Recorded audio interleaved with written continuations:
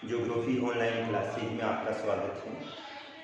आज अपन बात कर रहे हैं B and BSc part second geography की। सबसे पहले तो अपन ज्योग्राफी की बात करते हैं।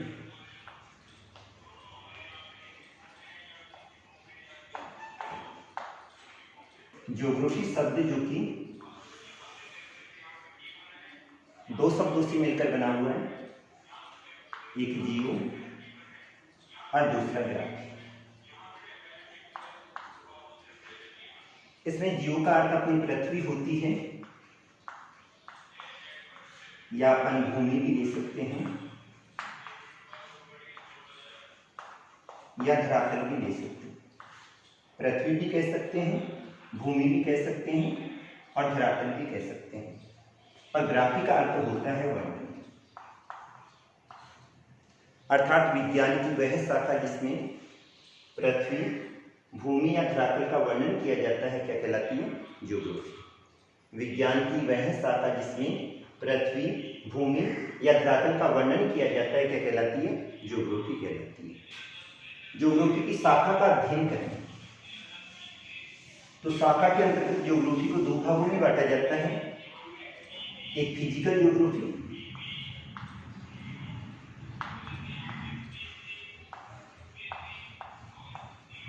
और दूसरा ह्यूमन ज्योग्राफी।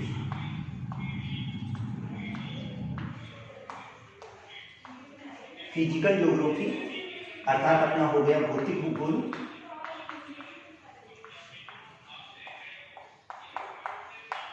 और ह्यूमन ज्योग्राफी अर्थात हो गया मानव भूगोल।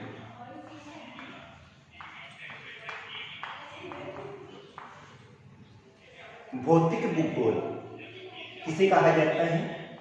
भूगोल की वह शाखा जिसमें भौतिक पर्यावरण के तत्व, और भौतिक पर्यावरण के तत्व में किस किस को लिया जाता है? भू आकृति को लिया जाता है, जलवायु को लिया जाता है,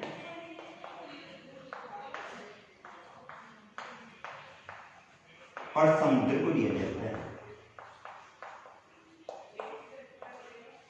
भूगोल की वह शाखा जिसमें भौतिक पर्यावरण के तत्वों का अध्ययन किया जाता है, क्या कहलाती है? भौतिक भूगोल कहलाती है। अर्थात भूगोल की वह शाखा जिसमें अपन भू आकृति का अध्ययन करते हैं, जलवायु का अध्ययन करते हैं और समुद्र यानी जलमंडल का अध्ययन करते हैं, और इसके साथ में जीव भूगोल का भी किया जाता है। ये सब क्या कहलाती है? भौतिक भूगोल कहलाती है। भूगोल की वह शाखा जिसमें भू आकृति, जलवायु, समुद्र या जीव भूगोल का अध्ययन किया जाता है, क्या कहलाती है? भौतिक भूगोल कहलाती है। शाखाओं का अध्ययन करें तो इसकी शाखाएं भू आकृति विज्ञान आ जाती है, जलवायु विज्ञान आ जाती है, समुद्र विज्ञान आ जाती है और जीव भूगोल आ जाती है। इसके साथ में ऐसे अपन जीआईएस को भी सम्मिलित करते हैं, जीपीएस को भी सम्मिलित करते हैं। दूसरी शाखा आती है मानव भूगोल। किसे कहा जाता है मानव भूगोल? मानव के परस्पर वातावरण समायोजन का अध्ययन ही क्या कहलाता है? मानव भूगोल। अर्थात मनुष्य जिस क्षेत्र में निवास करता है वहां के वातावरण के साथ वो कैसे सामंजस्य स्थापित करता है, इसके अध्ययन को क्या कहा जाता है? मानव भूगोल। प्रत्येक क्षेत्र का अध्ययन करें तो कहीं पे सर्दी पड़ती है, कहीं पे गर्मी पड़ती है, तो कहीं पे अत्यधिक वर्षा होती है, अर्थात जलवायु अलग अलग पाई जाती है। उन सभी क्षेत्रों में लोग निवास करते हैं, वो अपने वातावरण के साथ कैसे सामंजस्य स्थापित करते हैं, और यही अध्ययन क्या कहलाता है? मानव भूगोल कहलाता है। अब मानव भूगोल की उप शाखाओं का अध्ययन करें तो जैसे सामाजिक भूगोल आ गया,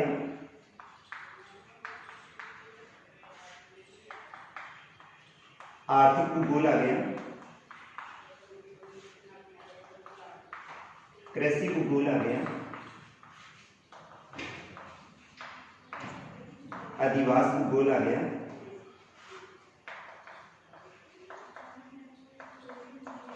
राजनीतिक भूगोल आ गया, सैन्य भूगोल आ गया, आदिवासी भूगोल आ गया,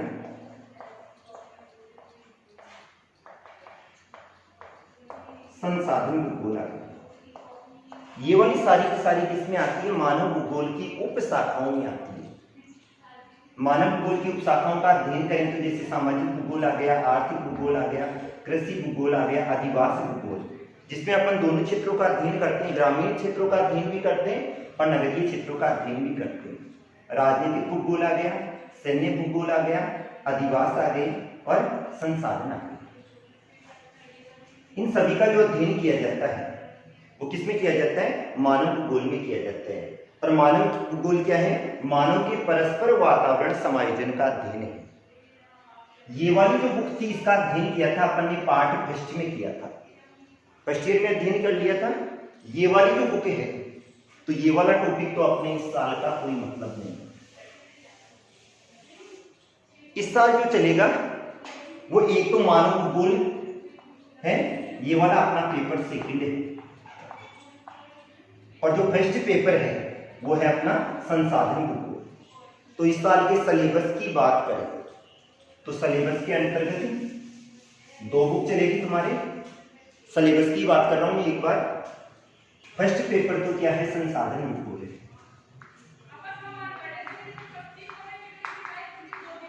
फर्स्ट पेपर कौन सा है? संसाधन भूगोल, रिसोर्सेज ज्योग्राफी। और जो सेकंड पेपर है वो आ गया मानव भूगोल।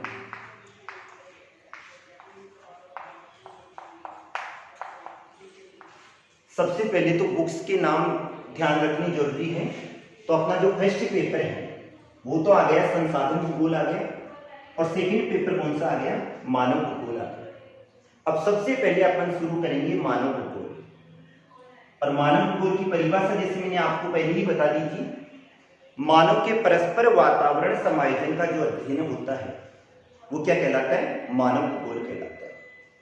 सबसे पहले संपूर्ण मानव भूगोल में अपन कौन सी चीजों का अध्ययन करेंगे ताकि आगे आप कंफ्यूज नहीं हो। सबसे पहले इसका पूरा सिलेबस बता देता हूं। सबसे पहले तो आ जाएगी अपनी मानव भूगोल की परिभाषा। परिभाषा के साथ में अध्ययन क्षेत्र आ जाएगा। क्या आएगा? अध्ययन क्षेत्र आ जाएगा। इसके साथ में इसके उपागम आ जाएंगे और इसका महत्व आ जाएगा।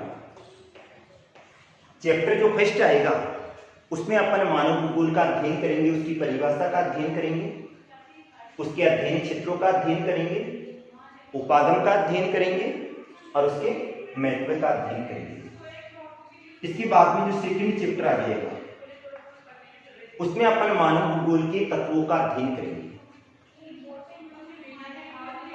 और मानव भूगोल के जो तत्व हैं उनमें 2 मुख्य हैं। एक हड्डी गठन का तत्व है और दूसरा जीव गुंज का तत्व है।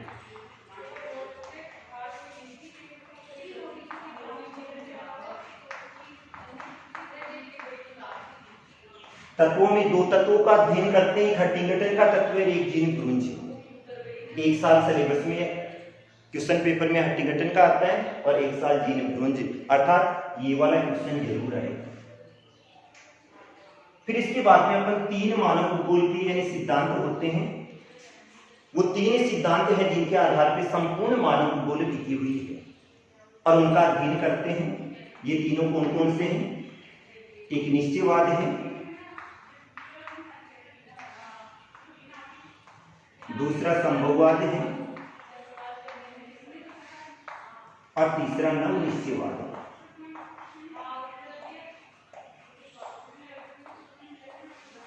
मानव भूगोल के 3 मुख्य सिद्धांत हैं और उन्हीं 3 मुख्य सिद्धांतों के आधार पर संपूर्ण भूगोल टिकी हुई होती है। ये 3 सिद्धांत कौन से हैं? एक निश्चयवाद है, दूसरा संभववाद है और तीसरा नव निश्चयवाद है। थोड़ा सा बता देता हूं ये क्या चीज है।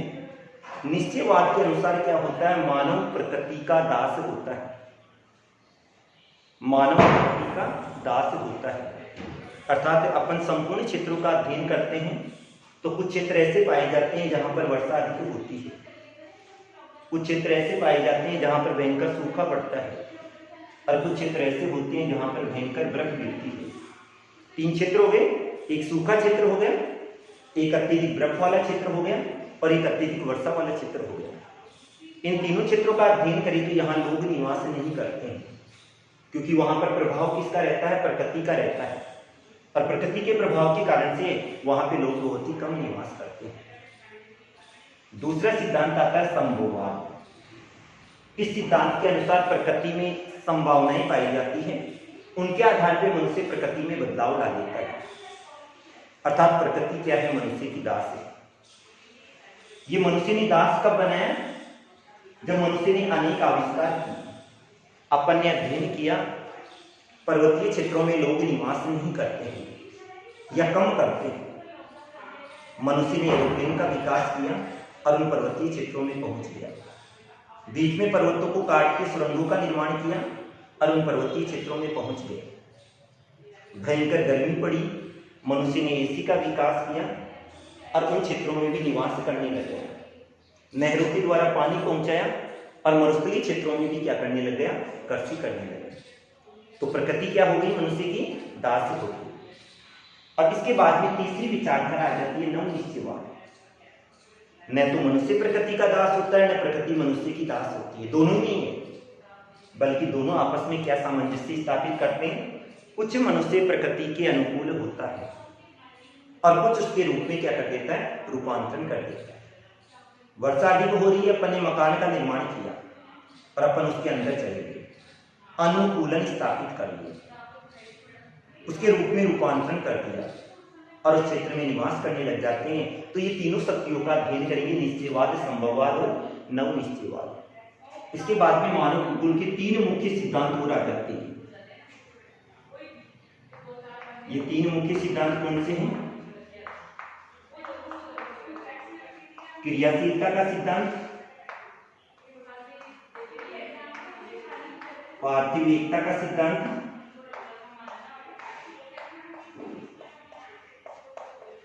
और वातावरण समायोजन का सिद्धांत।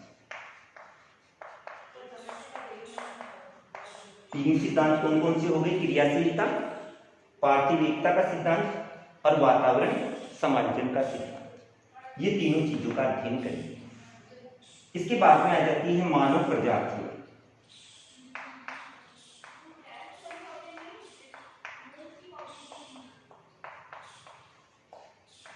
इसमें अपन ये वाला क्वेश्चन भी हर साल आता है, इसमें से भी आता है। प्रजाति में अपन अध्ययन करेंगे, एक तो जनजाति होती है, एक प्रजाति होती है। प्रजाति में अपन मनुष्य के शारीरिक लक्षणों का अध्ययन करते हैं। उसकी खोपड़ी कैसी पाई जाती है, नासा सूचकांक कैसा पाया जाता है, कपालधारिता कैसी पाई जाती है, शरीर कैसा पाया जाता है, कद कैसा पाया जाता है, त्वचा का रंग कैसा पाया जाता है। तो प्रजाति में तो क्या आ जाते हैं? शारीरिक लक्षण आ जाते हैं।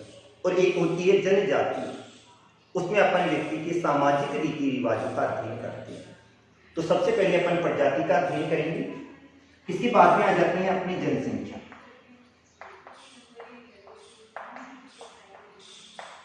जनसंख्या वाले जो चैप्टर हैं उनकी एक पूरी यूनिट है और इसके अंतर्गत अपन जनसंख्या संगठन का अध्ययन करते हैं।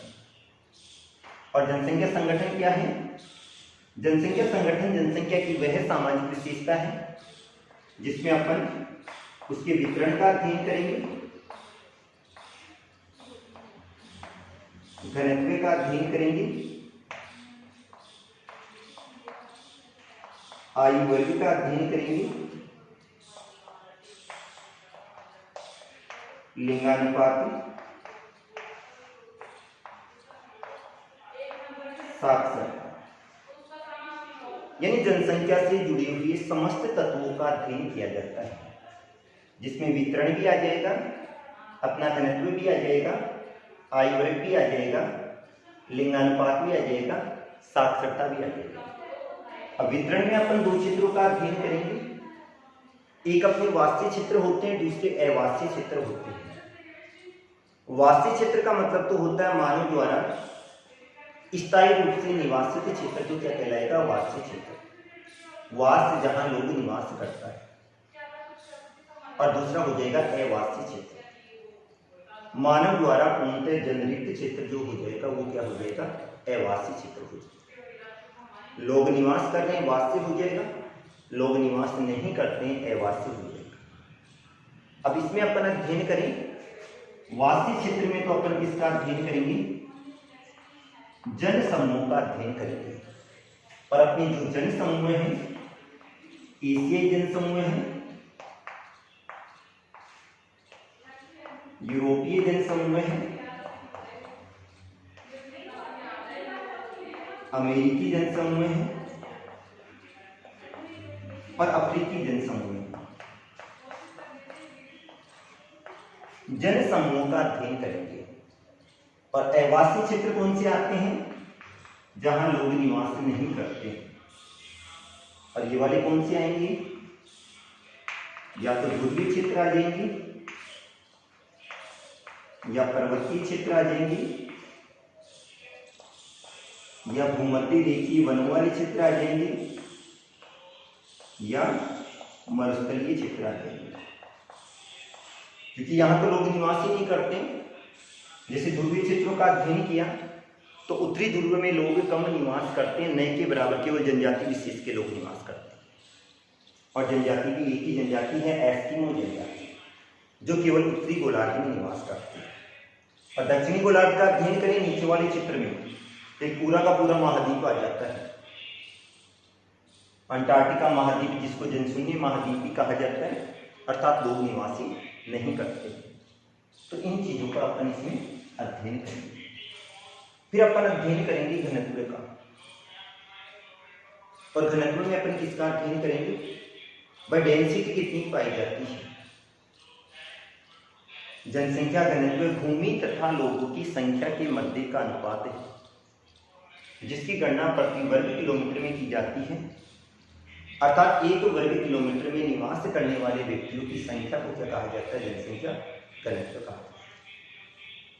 अब अपन अध्ययन करेंगे जनसंख्या वितरण तथा घनत्व को प्रभावित करने वाले कारक।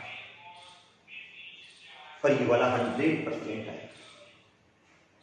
इसके साथ में अपन वर्दी का अध्ययन भी करेंगे, आयुर्वेद का अध्ययन भी करेंगे, लिंगानुपात का अध्ययन भी करेंगे और साक्षरता का अध्ययन भी करेंगे। तो कितने चैप्टर हो गए ये? 1, 2, 3, 4, 5 और 6 चैप्टर तो ये हो गए मुख्य। इसके बाद में आएगा प्रवास। प्रवास किसे कहते हैं? व्यक्ति के एक स्थान से दूसरे स्थान पर जाने की क्रिया प्रवास भी कहलाती है, स्थानांतरण भी कहलाती है और गमनागमन भी कहलाती है। व्यक्ति एक स्थान से दूसरे स्थान पर जा रहा है, दोनों क्रिया होती है, उत्प्रवास और अप्रवास। उत्प्रवास चला गया, अप्रवास आ गया। तो दोनों क्रियाओं का अध्ययन किया जाता है, उत्प्रवास अप्रवास। इसके पक्षों का अध्ययन भी करेंगे और इसके परिणाम का अध्ययन भी करेंगे। प्रवास आ गया। प्रवास के बाद में अपन अध्ययन करते हैं मानव के व्यवसाय का अध्ययन करते हैं। व्यवसाय किसे कहेंगे अपन? मानव द्वारा जो आर्थिक क्रियाकलाप किए जाते हैं, अर्थात मानव द्वारा की जाने वाली आर्थिक क्रिया को क्या कहा जाता है? व्यवसाय। मनुष्य अपना जीवन चलाने हेतु जो भी आर्थिक क्रियाकलाप करेगा वो क्या कहलाता है? व्यवसाय कहलाता है। और व्यवसाय वहां के भौतिक वातावरण के द्वारा प्रभावित होता है। ग्रामीण क्षेत्रों में लोग निवास करेंगे, प्राथमिक व्यवसाय हो जाएगा। शहरी क्षेत्रों में लोग निवास कर रहे हैं, अर्थात द्वितीयक व्यवसाय हो जाएगा, तृतीयक हो जाएगा या चतुर्थक हो जाएगा। जैसे प्राथमिक व्यवसाय, इसमें अपन कृषि को लेंगे, आखेट को लेते हैं, संग्रहण को लेते हैं, पशुपालन को लिया जाता है, खनन को लिया जाता है। तो अर्थात वह व्यवसाय जो भूमि के दोहन या प्रकृति से संबंधित होता है वो क्या कहलाता है? प्राथमिक व्यवसाय कहलाता है। और द्वितीयक व्यवसाय किसे कहा जाता है?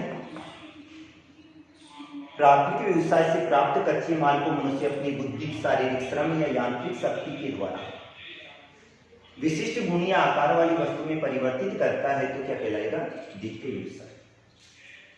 तृतीय व्यवसाय इन दोनों में, अर्थात प्राथमिक तथा द्वितीय व्यवसाय से प्राप्त उत्पादों को मनुष्य एक स्थान से दूसरे स्थान पर भेजता है, उनका प्रचार प्रसार करता है या उनका क्रय विक्रय करता है या कोई सेवा प्रदान करता है, तो किसमें आ जाएगा? तृतीय व्यवसाय। और चतुर्थ इनमें सब में अनुसंधान किया जाता है। फिर अपन अध्ययन करेंगे व्यवसाय के बाद में अपना टॉपिक आ जाएगा अधिवास। अधिवास भी कहा जाता है, बस्ती भी कहा जाता है। क्या कहा जाता है? अधिवास भी कहा जाता है और बस्तिया भी कहा जाता है। किसे कहेंगे अधिवासी? मनुष्य जो मकान बनाता है उनके संगठित समूह को क्या कहा जाता है? अधिवासी या बस्ती। अर्थात मानव द्वारा निर्मित जो आवास है उनके संगठित समूह को क्या कहा जाएगा? अधिवासी या बस्ती कहा जाता है। इसमें भी अपन दो चीजों का अध्ययन करेंगे कि ग्रामीण अधिवास हो जाएंगे और दूसरे नगरीय अधिवास। ग्रामीण तो किसे कहेंगे? गांव में निर्मित हुए अधिवासी जहां के लोग प्राथमिक श्रेणी का कार्य करते हैं, आर्थिक कर रहे हैं, संग्रहण कर रहे हैं, कृषि कर रहे हैं, पशुपालन कर रहे हैं, वो तो कौन से हो जाएंगे? ग्रामीण अधिवासी। और नगरीय अधिवासी नगरों में निर्मित हुए अधिवासी जहाँ के लोग द्वितीय तृतीय और चतुर्थ श्रेणी का व्यवसाय करते हैं वो क्या कहलाते हैं? नगरीय अधिवास के। आगे समझें। अब अधिवास के बाद में अपन अध्ययन करेंगे जनजातियों, क्योंकि मानव भूगोल में अपन मनुष्य के वातावरण समायोजन का अध्ययन करते हैं और ये वाली जो जनजातियां होती है प्रत्येक जनजाति अलग अलग क्षेत्रों में निवास करती है और वहाँ के वातावरण के साथ कैसे सामंजस्य स्थापित करती है। 6 जनजातियां तो अपने विश्व की आ जाएगी और 6 आ जाएगी भारत की आ जाएगी। जैसे एस्किमो है, बुश्मेन है, पिग्मी है, संथाल है, गोंड है, गील है, इन सब जनजातियों का अध्ययन अपन इसमें करें। तो ये वाला तो था अपने पार्ट सेकंड का सिलेबस और अपन सबसे पहले पार्ट सेकंड का अध्ययन करें। पार्ट सेकंड मानव भूगोल है और इसी का अध्ययन करेंगे। अगले जो चैप्टर होगा उसमें सबसे पहले अपन पहला चैप्टर चालू करेंगे। मानव भूगोल की परिभाषा आ जाएगी, अध्ययन क्षेत्र आ जाएंगे, उपागम आ जाएंगे और उसका क्या आ जाएगा? महत्व आ जाएगा। इनका जो अध्ययन करेंगे वो आगामी क्लास में करेंगे। Thank you.